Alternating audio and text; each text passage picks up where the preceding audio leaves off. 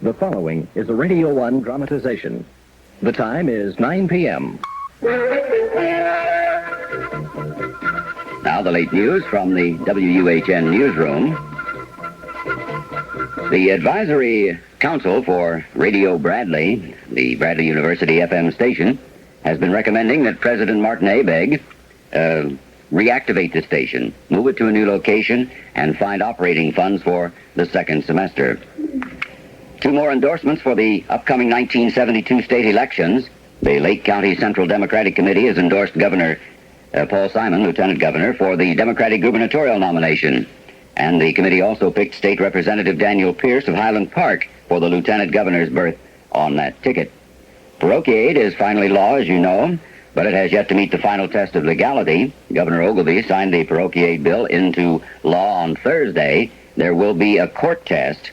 Mr. Ogilvie, in signing the bill, said it would provide relief to taxpayers who, he said, are forced to bear the full burden of educating youngsters forced into public schools by the closing of private and parochial schools. Actually, the ink was hardly dry on the bill before Lawrence Klinger of Chicago filed suit to get State Auditor Michael Howlett to start issuing Parochiaid checks. Mr. Howlett is a supporter of Parochiaid, but is holding up the funds in order to force a court test of the constitutionality of the new Parochiaid program. Governor Ogilvie also says he plans to trim $76 million from the state's welfare budget, which will go into effect next Monday, because no one has come up with a better alternative. Thomas M. Murphy, the founder and president of the independent postal system, which was put into effect this past week in Peoria area, has announced that the firm will issue its first postage stamp on the 15th of November. That's to be used on second, third, and fourth class mail. These stamps range in price from 1 cent to 50 cents. 5-cent holiday stamps will be issued for use on Christmas cards, but those cards probably will not be delivered by the independent postal system this year because they just don't have the equipment at present time here in the Peoria area. However, the company does plan to provide that service of delivering Christmas cards next Christmas. This story just handed me. A wide portion of the northern part of the city has been struck by a complete power blackout. Power company officials say they have been unable to trace the source of the failure, but crews are working to rectify the difficulty. Thank you. In what seems to be a related development, some 20 persons have been admitted to Doctors Hospital suffering from what doctors say is apparently a respiratory disorder of undetermined origin. All those admitted are North Side residents. We'll keep you informed, of course, from the WUHN newsroom on this power blackout in the northern portion of the city. Whatever news we have, we'll pass along to you very quickly. We now return to Kaleidoscope.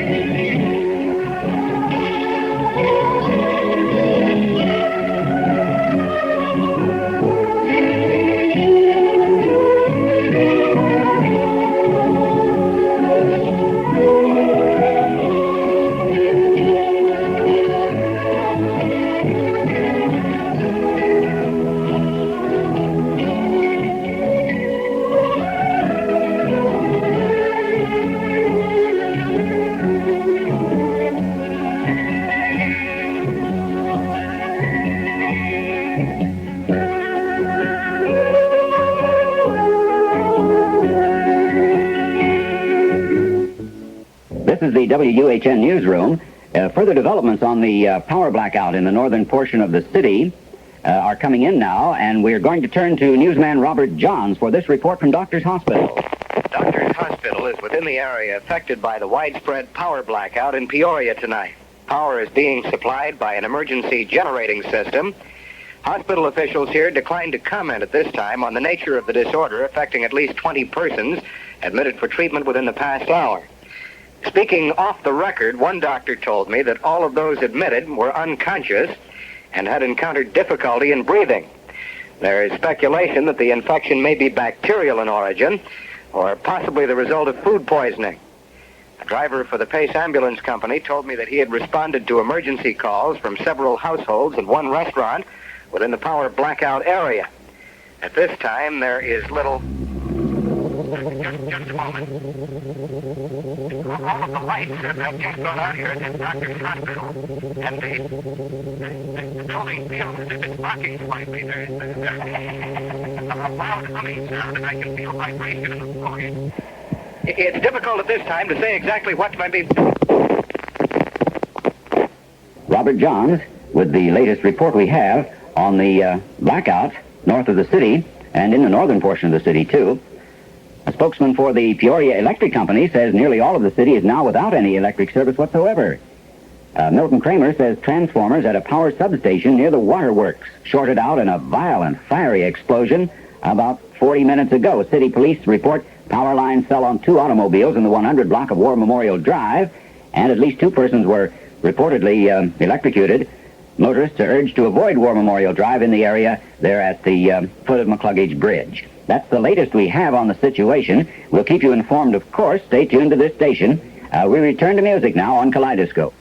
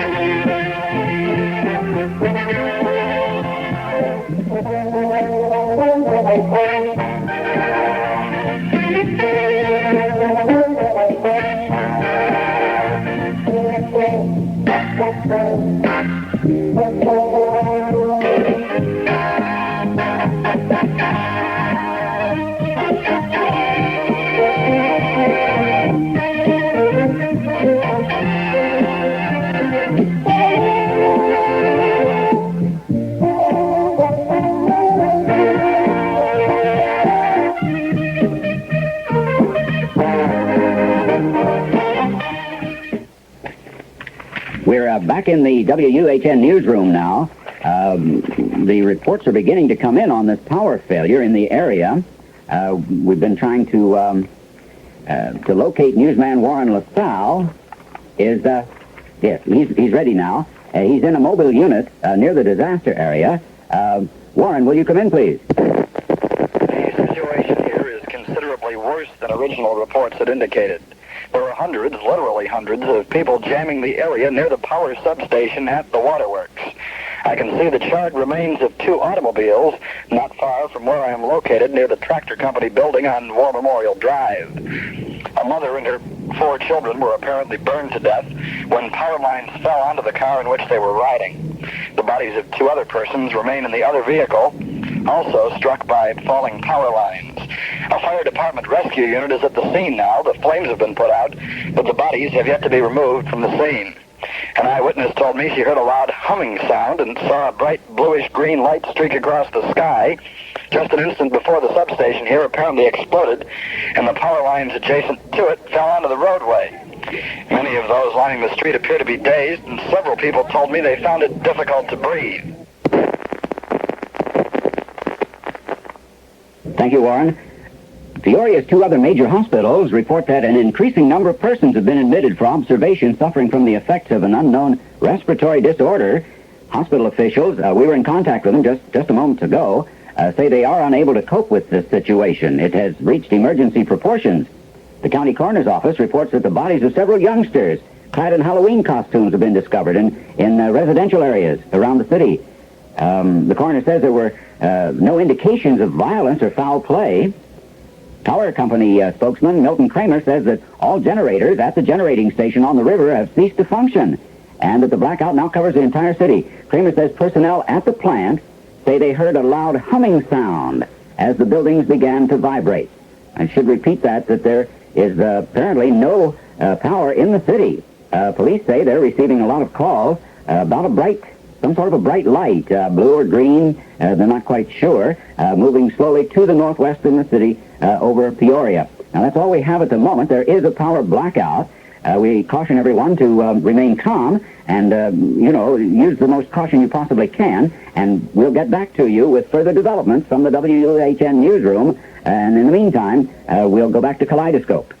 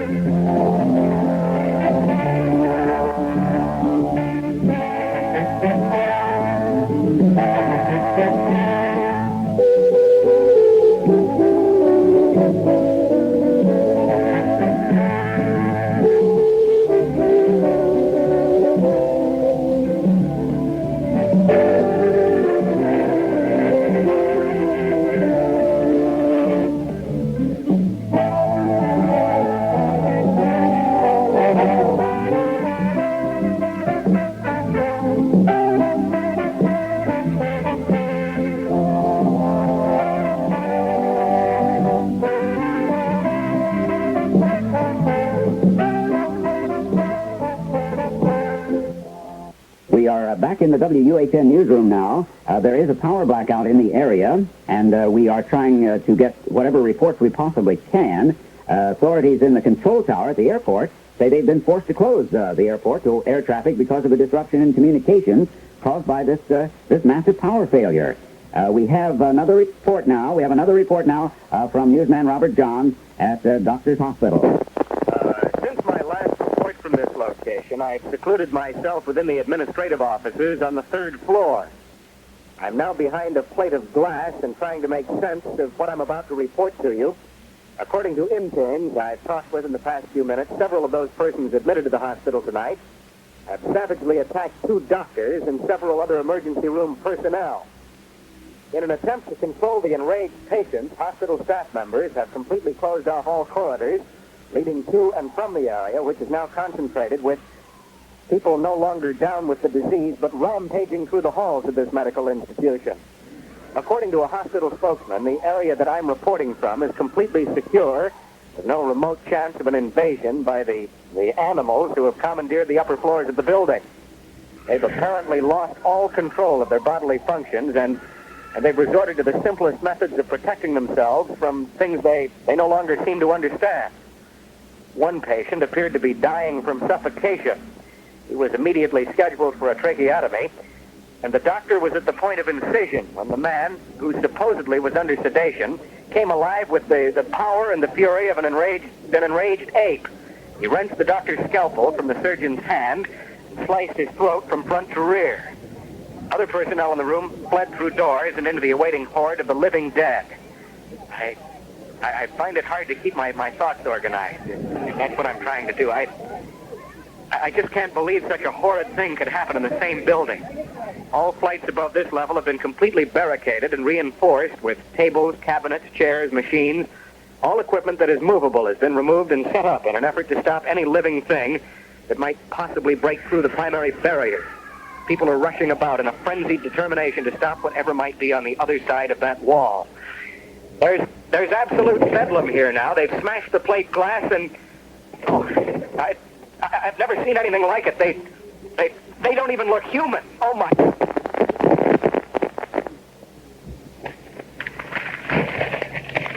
Well, I'm sorry about that. We seem to run into some sort of difficulty in that remote connection with newsman Robert Johns at Doctor's Hospital. While our engineer tries to reestablish contact, which he will do just as quickly as possible, we have this report from another reporter in town that the mayor has left his home to go to his office from City Hall. Mim Lorgan files this live report. We expect the mayor to issue a statement momentarily regarding the now well-known state of emergency. I've received reports that the mayor has been in contact with the governor, but no one seems to know what's going on absolutely. But it's been rumored that the mayor will declare an official state of emergency within the hour. It's also rumored that he will ask for assistance from the National Guard. But until his speech is made available to the news media, all of this remains highly speculative. The mayor has just come down the marble staircase here at City Hall from his fifth-floor office. He's now approaching reporters. Along with the mayor are several other aldermen and other city officials. The mayor reportedly intends to confer with other government officials before making a statement. Thank you, Mim. While we were waiting for the mayor's statement, he'll be along in a moment, I understand. Let's take this report now from Radnor Clinic. Carl LaFong reports.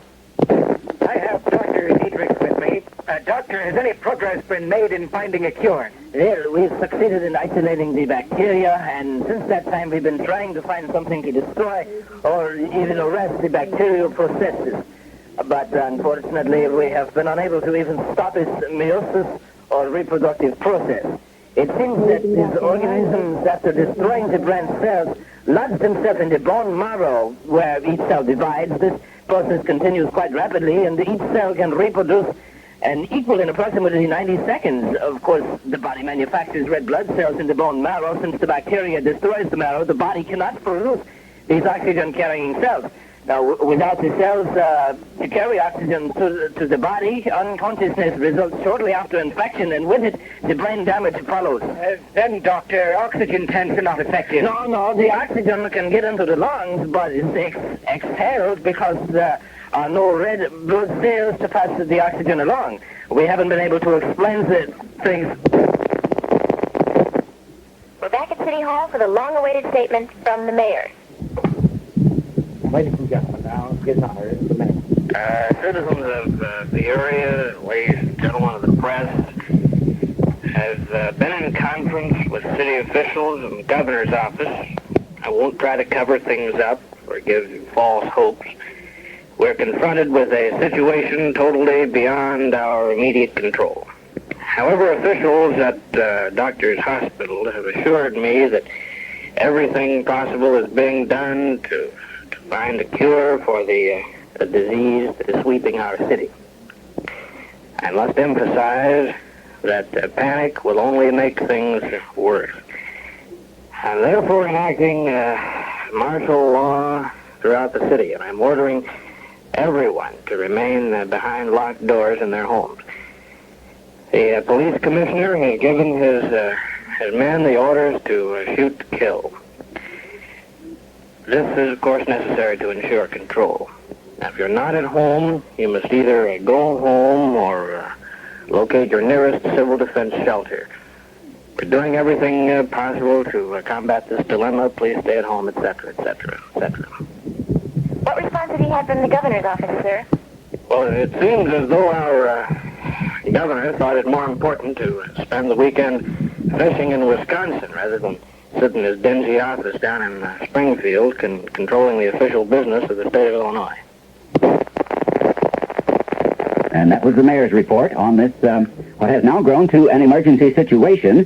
We're here in the WUHN newsroom. We have an unconfirmed report of a light plane flying in the VFR mode. That's That is to say, the pilot was flying into the Peoria airport pattern by eyesight only, because the radio communications at the tower are completely without power, and it seems as though the pilot tried to radio the tower to report a shortage of fuel.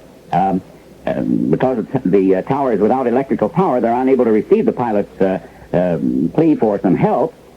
The pilot attempted a landing by eyesight, I'm told, and apparently mistook Harmon Highway for the landing strip. The plane was reportedly a multiple-engine craft, 3 persons on board. We do not know who they are, or were. The only plane in the area, according to the aviation officials, was a dual-engine craft, chartered. To sum up, the entire city of Peoria is without power at this time. The mayor has now declared the city under martial law and instructed residents to seek a place of safety, either in their own homes or one of the civil defense shelters. We've been unable to reestablish contact with newsman Warren LaSalle. We were speaking with him just a short while ago. He reported on the explosion of a power substation near the McCluggage Bridge. Newsman LaSalle filed this tape-recorded report from the scene about 20 minutes ago. If that's ready, all right, let's hear it. Hey, Fred, are you rolling on me? Yeah, Warren, go ahead. Look, Fred, it's getting pretty tense here. I don't think I'm going to have time to file another report, but before I'll have to get out of here. But I wanted to make sure that somebody knows what's happening. I don't understand what happened to the people who were milling around here when we found the burned bodies in the cars. It's like Willie all went crazy at the same time. I first noticed people falling to the ground and gasping for breath. It looked like some of them died. I mean, they didn't move or anything. They were just lying there still. When I went back to the car to get a pack of smokes, there was an old guy, maybe 60 or 65, just keeled across the hood like he was dead. I was going to move him and see if there was anything I could do to help him, but he looked dead, so I left him alone. I tried to open the glove compartment to get my cigarettes out, but it was locked. I remember I left the keys in my raincoat hanging over the fence down near the bridge. When I turned around to get out of the car, the old guy who had been lying across the hood was standing on his feet, breathing heavily. At first I thought maybe he was going to get sick or something, and I noticed his skin. It wasn't a flesh tone anymore, but looked almost gray. What would really scare the hell out of me was his eyes. They were all red. I don't mean bloodshot. I mean roaring fire engine red. Without any provocation or warning, he lunged at me, grabbed my throat. It was at least twice as strong as you'd expect anyone that old to be. I mean, his hands around my throat were like a steel vice. He pulled my head toward his mouth and sunk his teeth into the flesh just above the right eyebrow. I want to tell you, he bit hard. So hard, blood started running down my face immediately. I couldn't breathe at all and knew I was going fast. I had to do something, but he was so strong, Fred. You know, I couldn't move. Tried then to yank me away from the car and finish the job, I guess, but I must have lost his balance just a little. Car doors were still open. I felt him slip back my way. I reached up under his armpits, pulled him back toward the car, all the strength I could muster. As I pulled away, a butt in my head didn't loosen a bit, and I think he must have ripped a pretty big hunk of meat off. Fell into the car seat, and when he came at me again, I reached outside, grabbed the door handle, slammed it on his head as hard as I could. Edge of the door caught the side of his face and wedged it against the door jamb. He didn't make a sound, but collapsed in the pavement when I opened the door. And Fred, the really odd thing was when I looked at his face, despite how really ripped up it was, there wasn't any blood. No blood at all. I knew I had to get away from this area, so I ran back down toward the bridge, find my coat, so I could find the keys and get out of here. Those people, most of them had been lying, looking like they were dead in the street, and gotten up and were standing in a close-knit group, about 50 or 75. Looked like a pack of mad dogs, and I was afraid they might attack me at any moment. Didn't want to try to get out of here on foot, so I knew I had to have those car keys from the coat. I ran around the outside of the mob, and they didn't seem to be paying much attention to me. So many other people in the street, my raincoat was still on the fence where I'd left it, so I grabbed the keys out of the pocket, started running back up the hill to where the car was. Still don't know where they came from, but 4 or 5 little kids, some of them wearing Halloween costumes, running in the same direction with me. They were scared, and they were screaming about being chased by a couple of these red-eyed creatures. I wanted to stop and see if I could help the kids, but I knew I had to get back here and tell you about this. When I was running toward the car, I saw one of them grab the little girls who had tripped and fallen. What he did to that little child, I don't think I can describe to you. Youngster couldn't have been more than 5, maybe 6 years old. And what that cemented creature grabbed her, he looked like a man in his 40s, picked the little kid up and held her in both arms over his head and threw her to the pavement absolutely as hard as he could. Then he started kicking. I just can't tell you. I mean, it was so horrible. I'm back in the car now, Fred, and I'm going to leave. Oh, my God. They're all around the car. Those red-eyed shells of men are all around me. Jesus. Got to get the car into gear, and I'm holding the accelerator to the floor, but they're holding the back tires off the street, and I'm not moving. They're all around me. Hundreds of them. They're pounding on the grass. They're backing the car so hard I'm sure they're going to roll it over.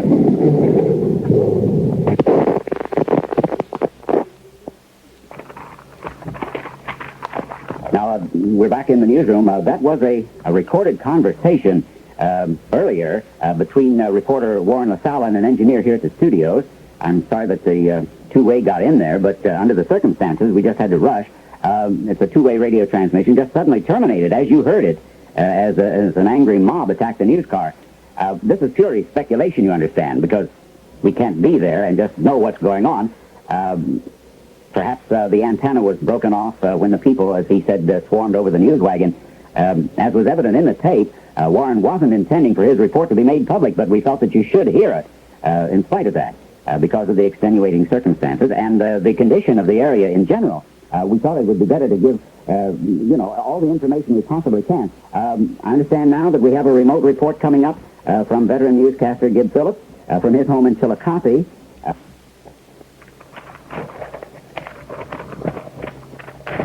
There's no telephone service connecting Peoria and Chillicothe at this time due to the power shortage, so reporter Phillips will file this live report from a neighbor's house using a two-way radio. All right, Gib, you go ahead. Okay, ready, Phil. You can take it now. UAI-QLS, Peoria. Yes, sir, it's okay, Phil. Go ahead. Just hold the button on the mic, or you'll cut yourself off. This is Gib Phillips in Chillicothe. Though the lights are out here and there is no telephone service, everything appears to be normal. The way it sounds here, you're having close to a riot or something there in Peoria. But nothing's happening here, though, except about an hour and a half ago, or close enough. A couple of my neighbors were outside talking about a bluish-green flash across the sky. And my neighbor Ted Wallace, whose radio I'm using to file this, just returned about 10 minutes ago from Princeville. And he tells me that aside from the power and communications difficulty, everything is normal there as well. And some people have fled Peoria through Chillicothe and are told of being attacked by crazed half-human creatures. The massive traffic movement through this little community has created one of the worst traffic tie-ups imaginable. I'll stick by the mic here, and if you'll be needing any more information, this is Gib Phillips reporting from Chillicothe. That was Gib Phillips reporting on the situation in Chillicothe. You're listening to WUHN Radio, trying to keep contact with this emergency, this power failure that has occurred in the area. Pekin police report that aside from the power blackout, there's no difficulty in that city either. Apparently it's localized here. We've just been in contact with Barb Fox at the police department. She reports the finding of another body at Doctor's Hospital. Let's cut her in now, if you will. Right, here's Barb Fox. This is Barb Fox reporting from police headquarters, where officers just finished filing a report on the discovery of a mutilated body in one of the rooms of Doctor's Hospital. The man, reportedly clad only in a crucifix, was found between floors. The upper portion of his body was left on the third floor when the elevator doors closed on him. The elevator descended, the body was dismembered. According to the report, the upper portion of the man's torso was riddled with daggers and glass 1/2 inch thick. The bleeding had completely ceased by the time the body had reached the elevator shaft. Interns tracing the trail of blood surmised the man had been dragged from a nearby office where the glass windows had been shattered. The report continues, because the body was without clothing, no identification was possible. Police are baffled by a length of what appears to have been a microphone cable that was clenched in the dead man's fist. This is Bart Fox reporting. Ladies and gentlemen, panic seems to have swept our city. All of you who are listening, please be calm under the situation. What reports we have, hundreds of people, maybe even thousands, seem to be running wildly through the streets in a kind of crazed frenzy. We have here numerous reports of fires, at least 300 deaths, and scattered incidents of looting. Civil defense authorities have issued a statement urging everyone to stay home tonight. There's a team of medical experts from St. Nicholas Hospital is attempting to isolate this bacteria, which has affected the behavior of so many of our citizens. Authorities are baffled by this strange phenomenon, we're told. They have yet been unable to isolate its origin. Several prominent physicians have recommended that the consumption of any foods other than cans be ceased immediately. You know, anything that is canned apparently is all right for the moment. Civil defense authorities recommend that if you're going to drink water, be certain that you boil it before you drink it. In any event, when police or the fire department must be contacted, the telephone company and the city police have provided mobile communication and van-type trucks are located throughout the city. Perhaps you've seen them. I don't know. Each truck is equipped with a loudspeaker system, which will make you aware of its presence within your area. In the event of an emergency, do not leave your home until you hear the loudspeaker message in your area. Now, I'm going to repeat it for you, see if you can remember it. This is Civil Defense Emergency Communications Mobile Unit. That's the way they'll introduce it. Then they'll follow a number of some sort or other and the announcement of the intersection which the truck is nearest. We repeat, under no circumstances should you leave your home, except in the event of fire, of course. The police superintendent, Andrew Alexander, reminds all police officers that Lee's days off, of course, have been canceled. If you didn't hear it directly from him, you're hearing it now. This goes ad infinitum, apparently, until this thing is cleared up, until we find out what it's all about. Every policeman is to report to police headquarters at once. The superintendent emphasized that the situation remains under control, but Andrews advised that all area residents who own firearms keep them loaded, keep them nearby in the event of some sort of someone should try to get into your home. In a prepared statement, the police chief said, and we're able to quote this, due to the extreme gravity of the situation which confronts us at this hour, I must advise all area residents to take any precaution which they feel necessary to guard against intrusion. Where health or safety is threatened, I advise all firearms owners to shoot to kill without hesitation. Police Superintendent Andrew apparently was referring to those individuals who are affected by the plague, which seems to have swept our area when he issued the shoot to kill order. Medical authorities further advise that anyone who thinks he may have contracted this bacterial infection should have another member of the household in which he resides bind him, actually tie him down in such a way that his movement will be completely restricted. Persons living alone who feel ill are advised to perhaps take a sedative or some such thing if it's available, and just go to bed immediately. Lock the door, of course, and the windows and so forth. The civil defense authorities have been granted permission by the mayor and the police superintendent to do whatever is necessary to restrict movement on city streets because of the huge traffic jam, which is now traffic at the bridge routes going out of the city. State police have had to set up barricades to restrict any sort of vehicular movement from the city. Thank you. Late reports indicate that the vast majority of those affected by the plague are residents of the city. Therefore, the county sheriff's department is stopping all automobiles either going in or out of the city. And from what we are able to learn here in the WUHN newsroom, in a dire situation such as this one, more people are apt to be killed due to panic and fear than by whatever this dreaded thing is. It has been brought to our attention that students on the university campus have become completely panicked in the wake of whatever it is, this disaster that's going on. The mobile radio telephone unit, there is one near the Fieldhouse parking lot. Students are reportedly dying at the hands of fellow students as the mobs attempt to storm this mobile unit in order to tell their parents about the crisis that we have here. The lives of fellow students, former classmates, it don't seem to mean anything to those students who are possessed with this one goal. The only important thing to students is making a phone call to their parents or relatives in order to get transportation out of the city, which, of course, no one can come in, no one can go out. There have been numerous reports of some very brutal confrontations, beatings. I don't... What's that? Oh. Okay, go ahead. This is Barb Fox reporting once again from the police department, where reports of patrolmen read like the diary of the Marquis de Sade. Murders, rapes, and an alarming number of suicides, the whole town seems gripped by the seething terror of an unknown foe. 8 persons were mutilated beyond recognition when a city maintenance truck overturned in the street and rolled through the plate glass front of a supermarket on McClure near Knoxville. 40 people were sprayed with fuel from the truck and ignited when a battery from the truck fell into a pool of high-octane fuel.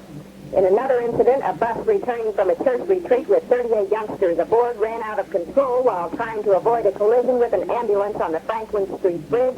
It plunged some 30 feet to the pilings below. The bus reportedly burst into flames on impact. Coast Guard officials report only 3 youngsters are known to be alive, 10 are missing, and the others dead. We're bound to reach Jamaica! Let me alone! Leave me alone! Let me! You know, die! You won't be ready to go! You die here! Well, we'll try to make further contact with Barb Fox at the police department. I must urge everyone to be just as calm as they possibly can. I've been in contact with numerous sources of information. Since our last report, these items have been brought to our attention. There's a hotel in the heart of downtown Peoria where 3 residents have flung themselves from the windows. One woman was seen just literally bouncing from the brick walls of the structure after breaking through the windows on the 13th floor. Identification of the victim is impossible because the body had been defiled by the mob just swarming through the street. Police say the situation does remain under control. I don't know. I don't know exactly what it is they mean. It would seem that that isn't the case at all. Right now, at this time, radio communications between this station and our remote reporters, and I know you're anxious to hear what's going on, but I'm afraid I've been unable to get through to them. It is difficult to predict for how much time we'll be able to bring you live reports from the scene. News Director Wilbur Wobus informs me that a policeman has delivered to our studios a tape-recorded message from Dr. Donald Turan. Now, in this recorded message, I am told Dr. Turan claims to have isolated the source of the bacterial infection which has infected so many of us here in this area. Thank heaven we've been spared for the time, at least. I don't know quite what to say. This recording has not yet been heard by anyone on our news staff, so you and I are going to be hearing it for the first time. And if you just be patient, we'll get it here. Understand, we just received this. Just a moment, please.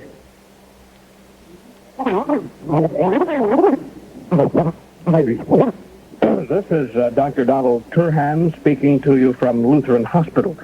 A team of prominent Peoria physicians, including myself, believe that we have discovered the source of the unusual bacterial infection.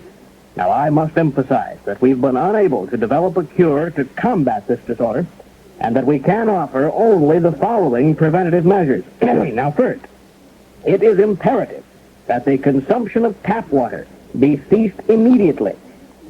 This is of cardinal importance, because our medical research has determined beyond a shadow of a doubt that these bacteria are multiplying in the tap of Peoria.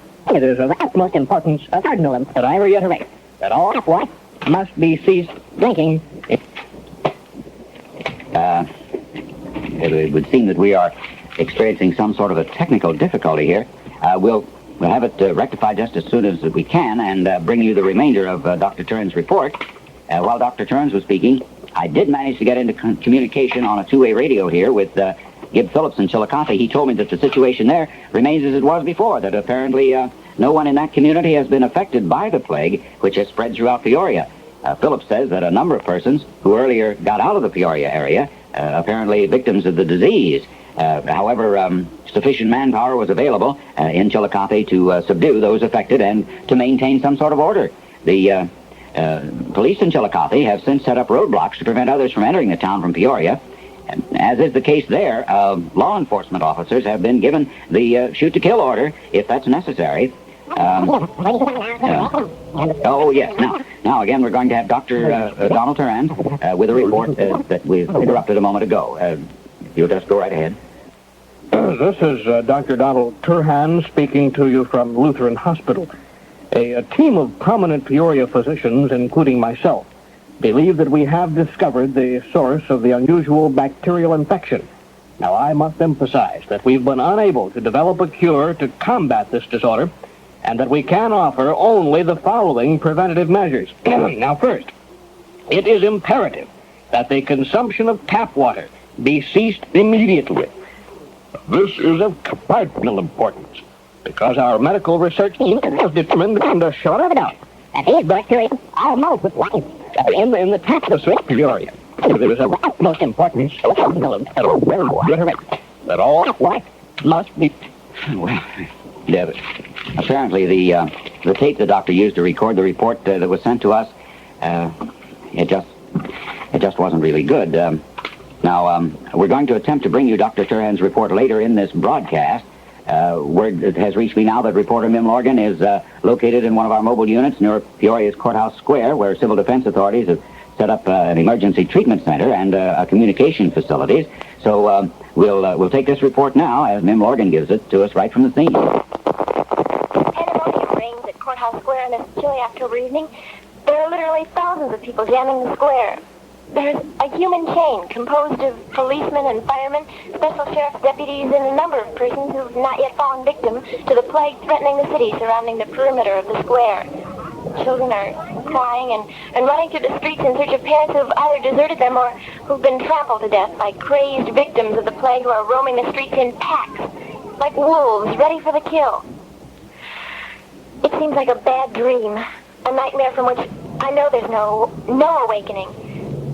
Old men and women who were apparently overpowered by the infection lie gasping for breath in the streets and in doorways. Those who've not yet suffered from the effects of this strange bacterial infection are, for the most part, panic-stricken and are huddled for warmth in small groups within the small area which has been secured. Only a short time ago, it was like any other weekend night in Peoria. Suddenly, a bluish-green light streaked across the sky over the city, and since that time, there's been chaos and civil disorder of the greater magnitude imaginable. Speculation as to the cause of this night of terror runs rampant through the crowd here. Stories range from blaming a communist conspiracy to destroy population centers to tales of alien invasion from outer space. And who's to say what the truth might actually be? There's sporadic shooting as police fire into bands of the crazed once humans who periodically attack their own kind like savage beasts of the night. The injured lie everywhere, and medical teams are spread far too thin to be of any real value. It seems as though no one is immune from this dread disease. There's an unconfirmed report that the mayor, after issuing a statement from City Hall, fell victim to it himself and brutally attacked a reporter as he attempted to leave the building. No one's able to explain why some have been affected by the disease and others not. In many instances, some members of the same family have gone raving mad while others remain apparently normal. The symptoms of the disorder are easily recognized. First, there's dizziness and vomiting. Then extreme difficulty in breathing may be encountered. Secondly, the victim then falls unconscious for a short period of time. It is then that the skin loses its color, becoming almost gray. The eyes turn a deep red, almost glowing with luminescence. But when the victim regains consciousness, he's lost complete control of his faculties and attacks anything or anyone near him, resorting to the most carnal and bestial acts imaginable. As I speak to you, I stand beside the body of a small girl, clad in what appears to be the blood-soaked remains of a Cinderella Halloween costume. Not 10 minutes ago, the body was dragged here from outside the defense perimeter by her hysterical mother, who said the child had been attacked by a group of 5 or 6 of the bloodthirsty night creatures, who savagely beat and kicked the youngster before tearing her with their bared teeth. I don't know how much longer I can take the spectacle. Has the whole world gone mad? The cloud-shrouded starless night sky is crimson in the distance, and smoke lingers like a pall over the city as numerous fires rage out of control away from the heart of the city. Fire units stand ready here to guard against the possible spread of flames into this area. In the sky to the southwest, there lingers a faint bluish-green glow from within the clouds. The light, which hovered for a time near the waterworks, streaked across the sky to its present location and has remained there for the past 40 minutes with no appreciable movement or any change in its intensity. Police attempted to get near the area where the strange glow remains, but fires raged completely out of control near the site, and they have as yet been unable to get close enough to attempt investigation. Near the center of the square, there is... Wait! The blue-green light is growing brighter, and it appears to be moving closer. Ah. Yes, it is. It looks almost like a huge flare, dropping from the sky. And there's a sound which grows increasingly louder as it approaches this area. The sky above the city is not as bright as it is on the most brightly moonlit night. It's falling over the clouds as the light comes. And I've never seen anything like it before. I'm really at a complete loss for words. It's more than light. It looks like a vehicle of some sort. It appears to be almost pie-shaped, narrow at the top, then it is at the bottom, like an inverted pie. And it's rotating. The strange light seems to emanate from within. It's dropping lower now, and it's so loud, I don't know whether you can hear me or or not. There's a rushing of the wind about me, and something is falling from the craft. Many of them. I'm not sure what they are, but one is still at my feet. I picked one up. It looks like a small capsule of some sort. There are literally hundreds of them falling, like rain, all about me. They're breaking as they hit, and there's a milky white liquid splattering on the pavement as they break. I feel people are falling. The police are fighting, but there's no stopping them. This crazy beings are breaking through the human chain around the square,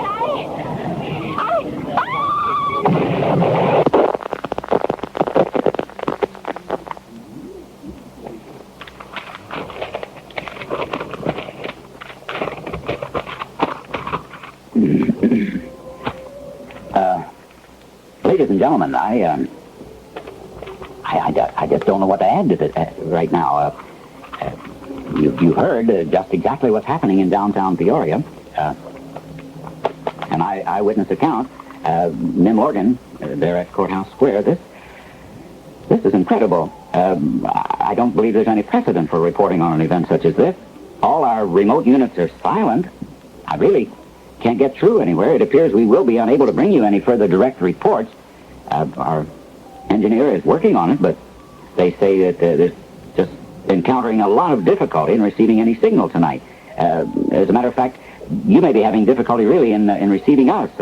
Several Peoria stations, we understand, are now off the air. Those with studios in the downtown area have just ceased to broadcast. Apparently, equipment breakdowns, power failures. Of course, we've had this dark situation in the area for a long time. Absolute bedlam reigns in a Midwestern city where friends have become the bitterest of enemies in the wake of this insane confusion that has been brought on by, I guess, alien invaders from our studios. Now, understand, we're outside the city. It's difficult to assess the situation at this time. Our reporting facilities are broken down. There's no way of knowing. Officials at a downtown hospital have earlier confirmed that a badly mutilated body received there about half an hour ago is that of reporter Warren LaSalle.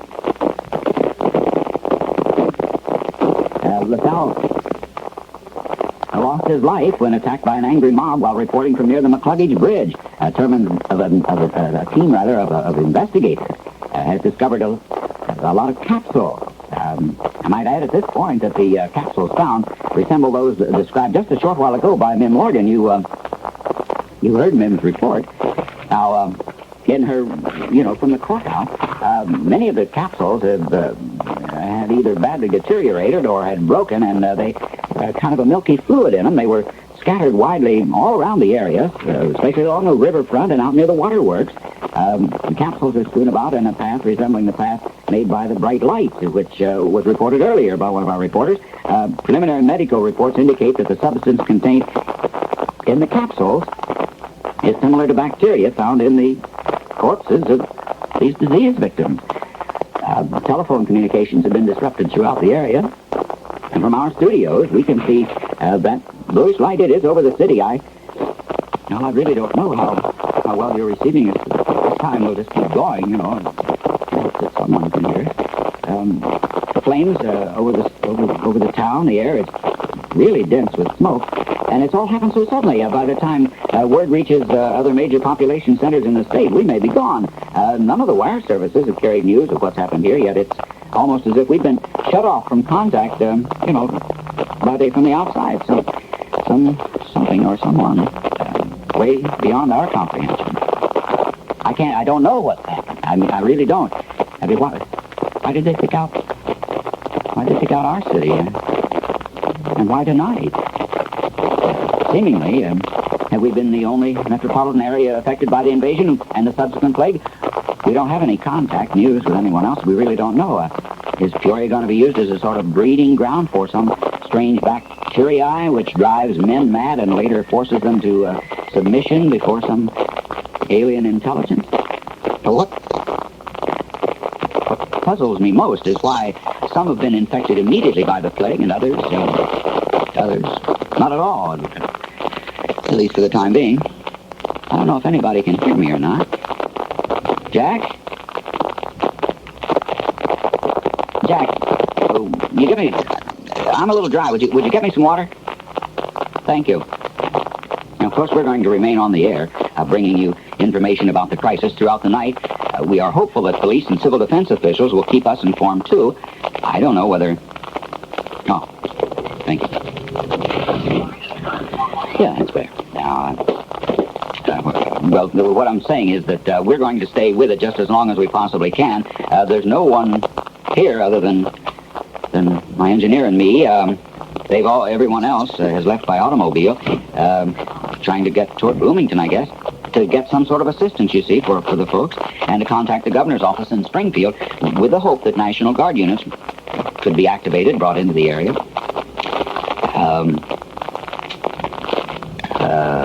Recapping here these events, it's about an hour ago that a bright bluish-green light was seen first over the city near...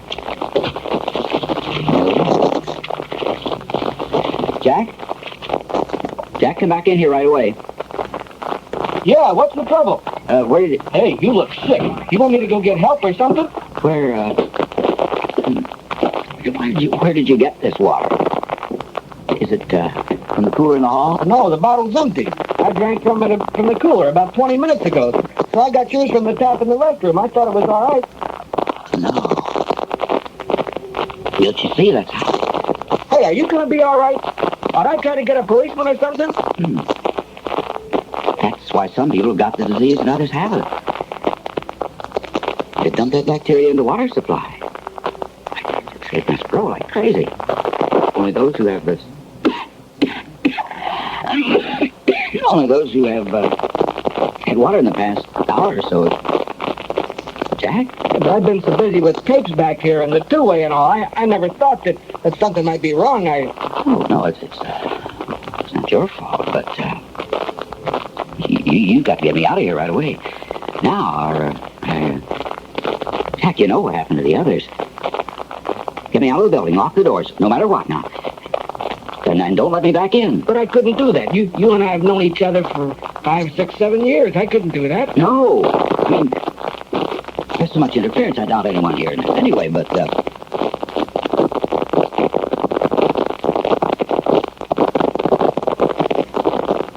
Come me up, Jack.